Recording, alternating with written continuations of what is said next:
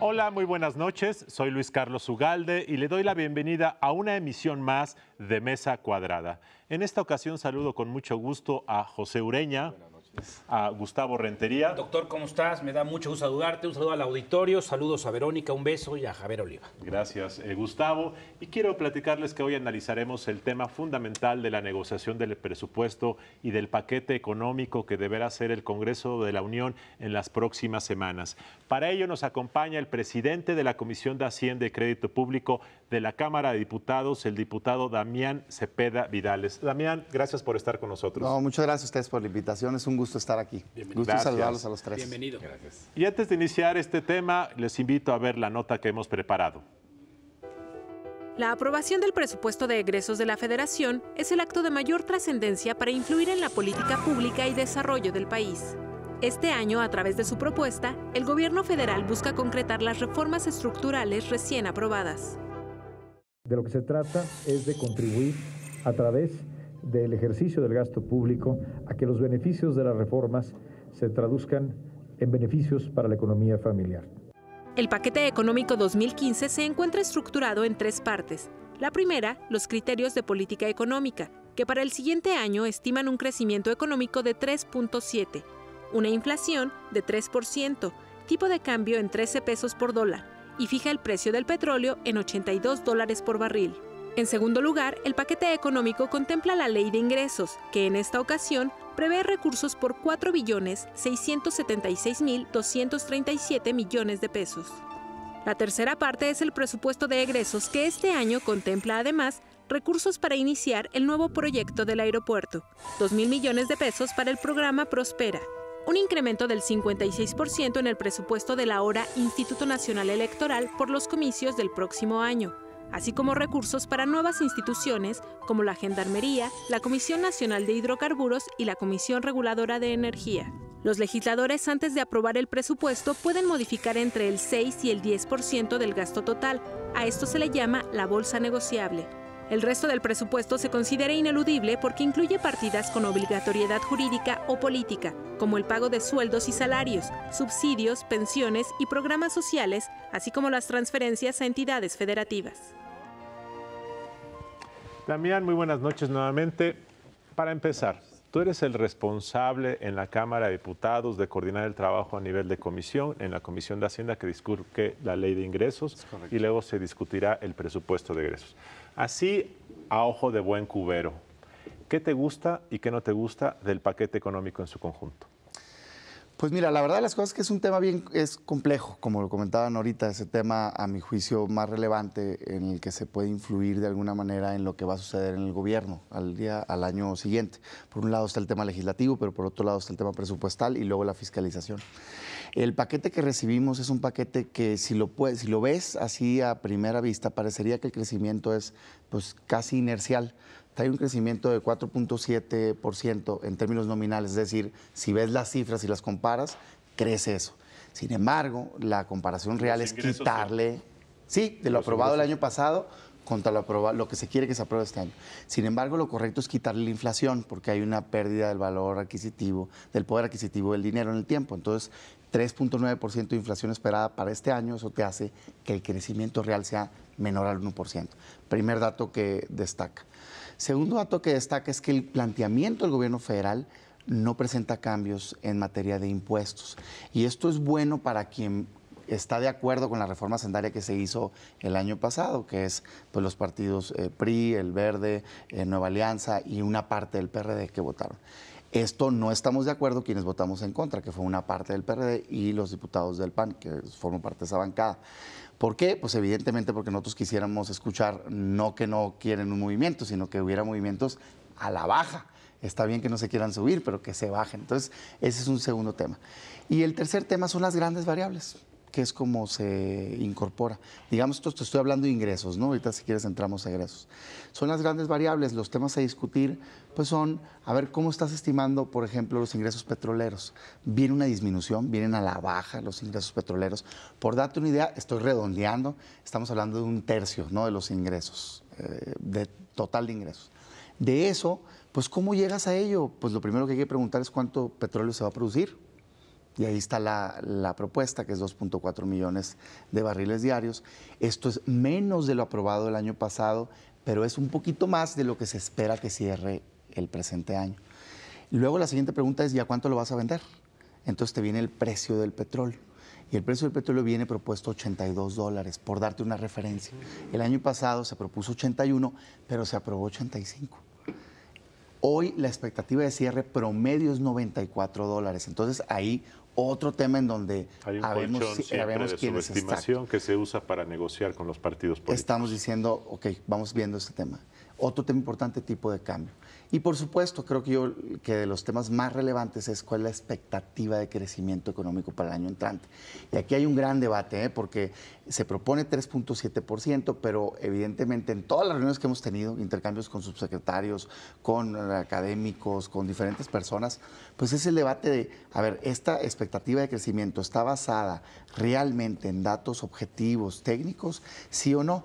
Parecería que sí. Si tú ves datos del sector privado, encuestas bancarias, por ejemplo, te dan un dato similar de crecimiento esperado para el año entrante. Sin embargo, pues no deja de estar presente que el año pasado se propuso por la Secretaría de Hacienda un crecimiento del 3.9% del PIB y se logró, expectativa de cierre, esperemos que se logre siquiera, 2.7%. Así es. Entonces, son los datos que están ahí, ¿no? En ingresos. Claro. Gustavo, gracias, platica. doctor. Te agradezco mucho. Buenas noches de nuevo.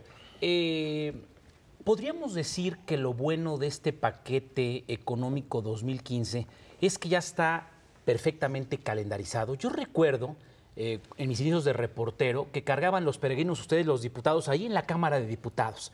Y ahora tuvo que llegar, de acuerdo a esta nueva norma, el 8 de septiembre. ¿Te parece positivo que esté perfectamente ya delineado? ¿Hay tiempo suficiente? ¿Tendremos paquete económico 2015 en tiempo y forma, diputado? No, sin duda, la ley nos obliga.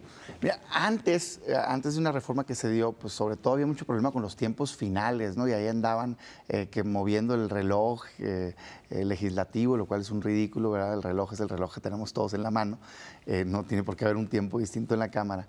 Y creo que hoy está más ordenado. ¿Cuáles son los tiempos? Tenían para presentarnos su fecha en septiembre, lo hicieron unos días antes, lo cual es bueno. O sea, nosotros agradecemos eso porque nos da más días para hacer el análisis. Estás hablando de mucha información que tienes que analizar y hacer corridas, ejercicios actuariales, digas, para ver si está bien estimado cada uno de los puntos. Porque si no te puedes quedar corto o te puedes ir de más y en las dos tienes implicaciones. Si te vas de más, pues después ya no tienes dinero para lo que etiquetaste. Si te vas de menos, te sobra más dinero y está muy laxo las reglas. La fecha límite era 8 de septiembre, pero llegó antes. Llega antes, se va al 20 de octubre, es la fecha que tenemos para aprobar ley de ingresos, y 15 de noviembre, egresos. A ver, ¿qué estamos pensando? ¿Cómo lo estamos viendo? Aun cuando las fechas oficiales son 20 de octubre y 15 de noviembre, quisiéramos hacerlo antes. En ingresos participa el Senado. O sea, vemos primero los diputados y después los senadores. Pero ellos tenemos ambos la obligación de que para finales de octubre ya esté concluido toda la discusión y aprobación de la ley de ingresos. Entonces, si nosotros vamos hasta el 20 de octubre, la verdad es que les dejamos muy poco tiempo a los senadores para analizar el tema. Entonces, en un ejercicio de responsabilidad, estamos haciendo un acuerdo de voluntad, ¿verdad? Nada nos obliga, pero de voluntad, y estamos intentando cumplir con al menos sacarlo al 15 de octubre como meta, 5 días antes. Damián, y egresos 15 de noviembre, ¿no? También regresamos en unos momentos, además de cumplir los plazos, queremos que nos platiques la calidad para cumplir esos plazos. Regresamos en unos momentos.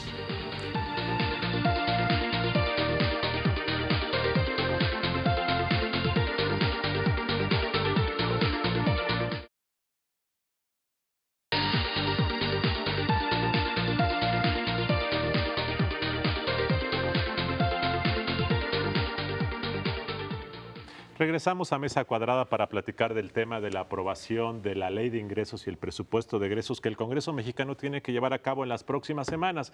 Y nos acompaña Damián Cepeda, que es el presidente de la Comisión de Hacienda.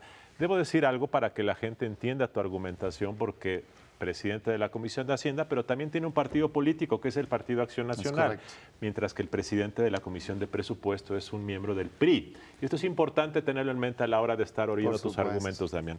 Damián, dijiste frente a una pregunta de Gustavo hace rato que van a cumplir los plazos para aprobar Ley de Ingresos y Presupuesto, y no tengo duda que así será.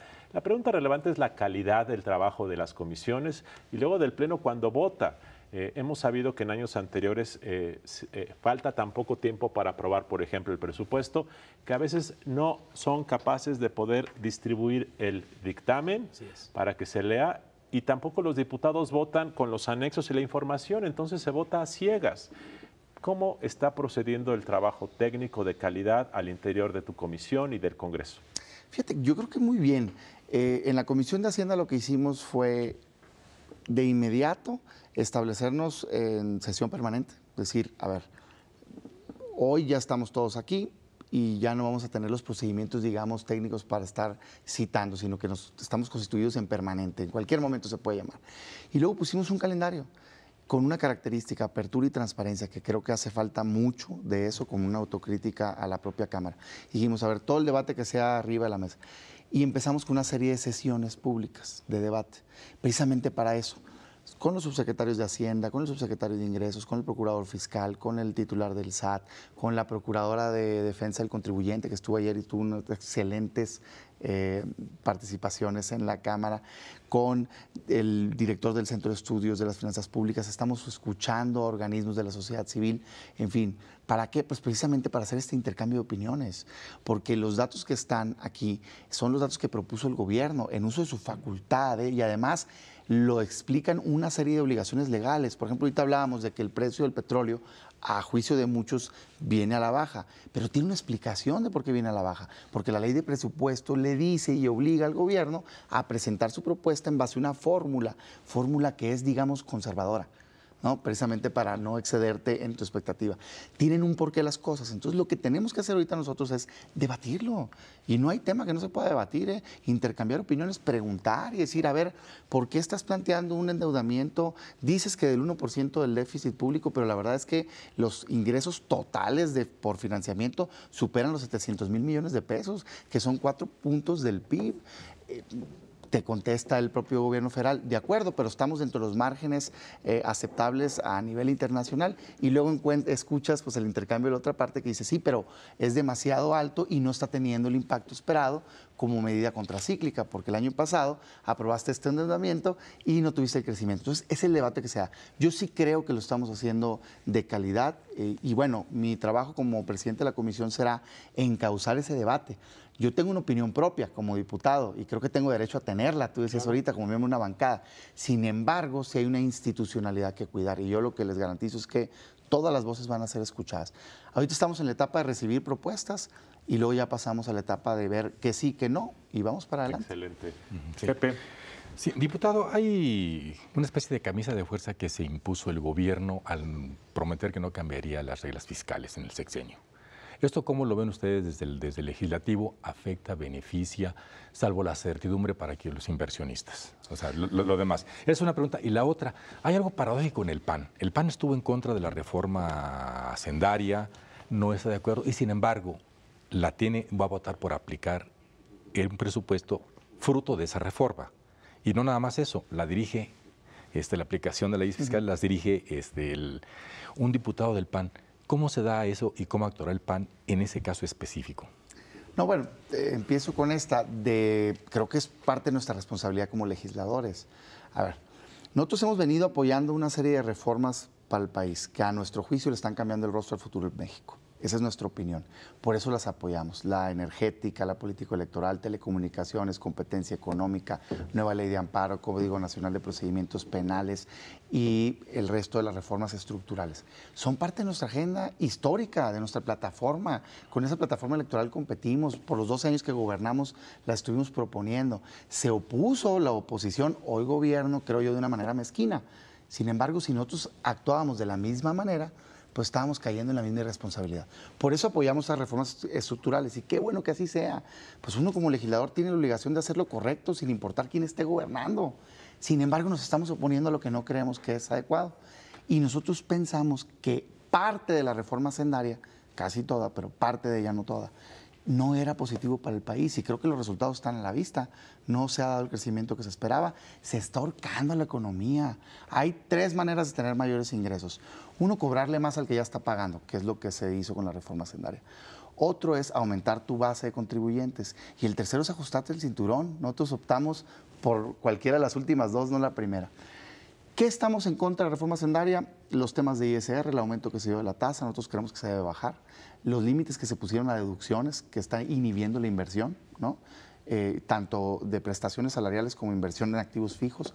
El régimen de repecos que desaparece y se hace más complicado con el tema del régimen de incorporación fiscal. El aumento en el IVA en la frontera y algunos otros temas que creemos que están ahorcando la economía. Pero, ojo, todo eso, todos los cambios suman menos de 200,000 millones de pesos, que es mucho dinero, de hecho menos de 150,000, pero estamos hablando de 4.67 billones de pesos en la ley de ingresos. Entonces el PAN, siendo responsable, dice, a ver, vamos separando lo que estamos en contra y vamos viendo lo que estamos a favor. Damián, presentaron ya una iniciativa de contrarreforma fiscal. Sí. Y van a presentar una segunda parte en los próximos días. Sí. Esto tiene que ser aprobado antes de la ley de ingresos para que se ajusten los ingresos. ¿Van a dar la batalla política o solamente es testimonial? No, estamos poniendo en la mesa política, técnica y todos los sentidos diciendo estos temas son los que nos interesan cambiar por esta justificación. Y como lo está haciendo el PAN, lo está haciendo el PRD con sus temas. Tiene ahí unos temas muy puntuales de deuda, por ejemplo, que también tenemos nosotros, que ellos han señalado. Y algunas propuestas que están ya haciéndolas públicas, no las han registrado formalmente, lo van a hacer. El PRI seguramente va a poner, todos vamos a poner en la mesa. Y lo que nos va a tocar hacer a nosotros, que me va a tocar hacerlo a mí, digamos, conducir, es ponernos de acuerdo y ver, a ver, tema por tema. Así se debate, de veras. Perdón, lo digo porque el expresidente de tu partido, Gustavo Madero, anunció que uno de los ejes centrales, si no es que el central de las campañas del próximo año, va a ser echar para abajo la reforma fiscal. Y que si esta no la ganan, cuando sean mayoría, según Gustavo Madero, en el Cámara de Diputados, la van a echar para abajo. Por supuesto. Esa es nuestra visión y hemos sido bien congruentes. Hemos dicho, esto pensamos y es por estos motivos. Y creo que no se puede tachar al PAN de estar actuando con fines electorales porque, a ver, ¿y todas las demás que sí aprobamos? Entonces, fue una actuación congruente con lo que pensamos. Y sencillamente, cuando creemos que algo está mal, lo vamos a decir. Ahora, a mí sí me está gustando mucho, te lo digo sinceramente, y es nuestra responsabilidad, el nivel que está habiendo de debate en la comisión. Unos intercambios muy serios que en algunos casos, algunas inquietudes terminan por aclararse. Por ejemplo, había una inquietud del sector privado en relación con 3 impuestos que estaban en ceros, pero que preocupaba. Un impuesto patrimonial, un impuesto de materia ecológica y algún otro impuesto por ahí. Y a raíz de estos intercambios, pues queda claro que no hay tal intención de aumentar impuestos, sino que es una obligación que deriva de una reforma que se hizo a la Ley de Contabilidad Gubernamental. Eso pudimos llegar a ello por el intercambio que tuvimos con el propio gobierno federal. Eso es lo que debe de pasar en la Cámara, debatir abiertamente. Puedes tú poner unas inquietudes, tener razón o no tener razón. Si no la tienes, pues que el debate te lo demuestre. Y si la tienes, trata de convencer. Y si no se logra el consenso, bueno, que la gente vea cuál fue la votación. Muy bien, Damián, gracias. Regresamos en unos momentos.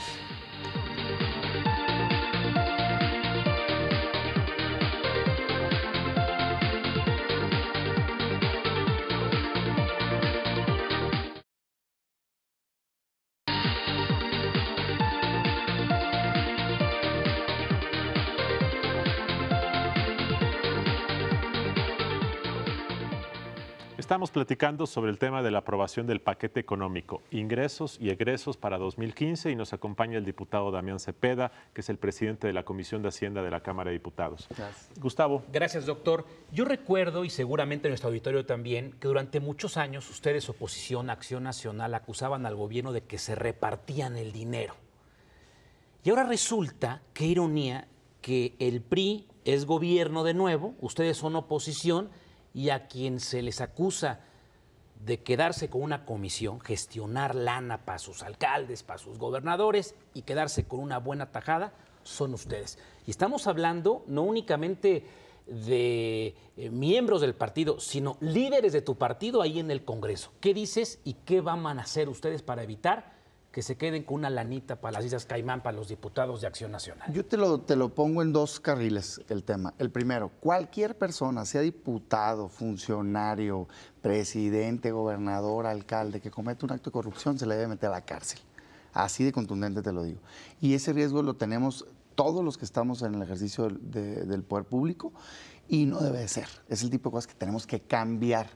Y para cambiar eso tenemos una serie de propuestas que con gusto ahorita las comento, pero principalmente creo que hay 3 muy fuertes que hay que hacer. Uno, avanzar en combate a la corrupción. Y ahí está detenido la agenda que se anunció el día 1, creo, de combate a la corrupción y que no ha visto el impulso en la Cámara de Diputados ni en la de Senadores, como sí lo han visto otras reformas, que es la Comisión Nacional Anticorrupción. ¿Por qué es importante? Porque creas un órgano autónomo que no dependa de nadie, que pueda precisamente ir contra todos los funcionarios, ¿no? Pero yo te diría, pero eso no es lo que quiere el mexicano. O sea, qué bueno que lo hagamos, pero ahí ya cometió el delito alguien. El chiste es que no se cometa ese delito. Y la única manera de prevenirlo es la transparencia. Tienes que ser transparente, caja de cristal en todos lados y que la gente pueda ver cómo se están tomando las decisiones, por qué se etiquetó para acá, por qué tal proyecto, cuánto costó, a cuánto lo dieron. Entonces te hago esos 2 comentarios. Y el tercero es quitar los privilegios de protección política, el fuero. Nosotros en Cámara de Diputados ya lo eliminamos para que cuando un juez diga que eres culpable, te lleven a la cárcel, no como ahorita que estás protegido. Entonces yo te diría en concreto eso, pero radicalmente te digo, cualquier acto de corrupción debe ser castigado. Damián, cuando se acusó al ex coordinador de los diputados de tu partido hace varios meses, pues no sabemos si es cierto o no. Hay muchos que dicen que es cierto y es Vox Populi que esto ocurre. Y no solamente con el PAN, ha ocurrido con muchos partidos. El fenómeno de los sobornos es un fenómeno creciente y no es culpa de un partido, es el sistema de negociación del presupuesto, en donde cada vez más muchos legisladores pueden etiquetar recursos para un municipio, para un gobernador, y eso genera este mercado. Pero para que el PAN, en este caso, tenga credibilidad de lo que dices, a mí me sorprende mucho que no hayan ni siquiera hecho un esfuerzo por investigar si lo que decía el presidente municipal de Celaya, que fue el que acusó al ex coordinador de tus diputados, era cierto o no. ¿Que no el PAN debió haber hecho una investigación interna o el contralor de la Cámara haber investigado los dichos para deslindar responsabilidades? Claro. Si ustedes no deslindan esto, su discurso no es creíble. Sí se hizo, nada más que no llamó tanto la atención pública esa parte como llamó el lado de la acusación.